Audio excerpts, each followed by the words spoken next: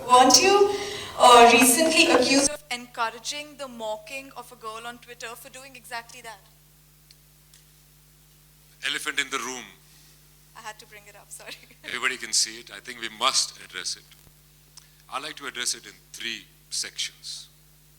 First of all, the tweet itself. I didn't know who this girl was. I saw a tweet by Sehwag, and I often laugh at his funny jokes. He makes pretty funny jokes about all kinds of things. And I just laughed at it, and I left it. I didn't see the connotation in it. Then I got some messages that some prominent journalists are commenting on it and conversing on it. So I went back on Twitter, and I quickly went on the internet and saw what was going on, and I could immediately put two and two together.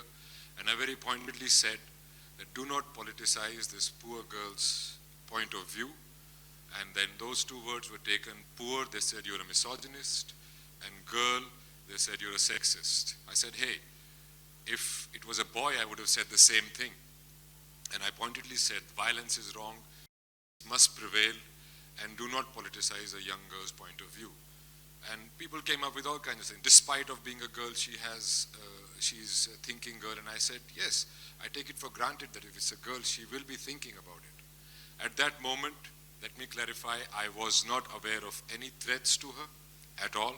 And when I did become aware of them, I immediately issued a statement clarifying my stand that it was not directed at her at all, and that violence is wrong, and violence against women is a heinous crime, and the perpetrators should be brought to justice and made an example of in a very severe way so that it doesn't happen again. I don't think that has happened. I don't know what the authorities are doing. But by that time, the narrative was set, and I was labeled, put in a box, and I was the poster boy of that acts or agendas that other people had to grind with the other people. The other people had to grind with the other people, which I found myself in the middle of. I have been labeled before, and quite similar labels which were put upon that girl. When I spoke up against Gurgaon being Gurugram, they labeled me all kinds of things, and I got a big lecture on Sanskrit and Sanskriti and all that in not such polite terms. So I shot back at them and I said, don't Sanskritize everything. Our Sanskriti is not Sanskrit. Our Sanskriti is our sanskar. But I got the brick bats from this side. Then again, when I spoke up against Sanjay Leela Bhansali, the violence against him, I said, hinsa galat hai, gair kanuni hai, aap baat kar sakte hain, haath nahi utha sakte. Again, another set of people, trolled me. So it seems to me, I was having a conversation with those journalists as well. I was having a conversation here as well. It seems to me that we are not having a conversation anymore. We tend to get abusive. We are trolling people, and I think that is absolutely wrong. As long if you can have a point of view and you can disagree, that's fine. It's a democracy. But to put it more in perspective, I'll come to the other section of my answer. Now remove me and Sehwag from it. We are men, we don't have emotions, we are not affected or hurt by the abuse we get. Put us aside. We are successful men. Doesn't matter if we work 20 years to get where we are, put us aside. The same threats were given from this side to my mother and sister, women in Sehwag's family, Babita Fogart, Geeta Fogart. And the same threats were given when two of my colleagues, Pooja Bhatt and Richa Chadda, spoke opposing me from this side.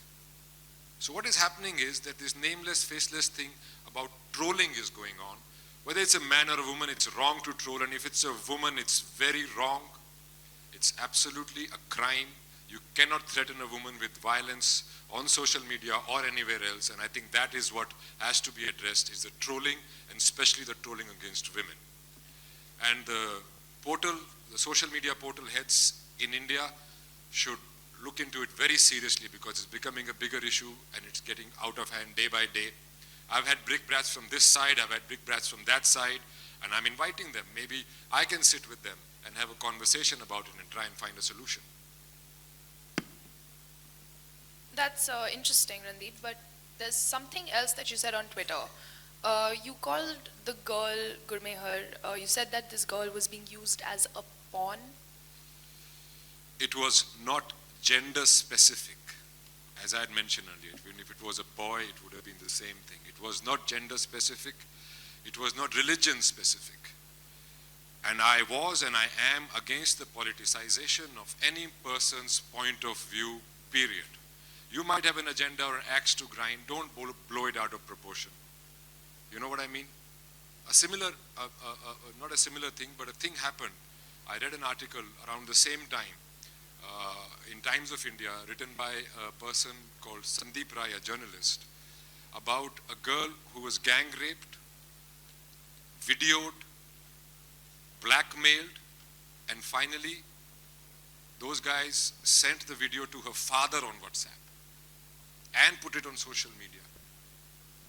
But there was no outrage because it served nobody's agenda. Who's going to speak up for that girl? You know what I mean?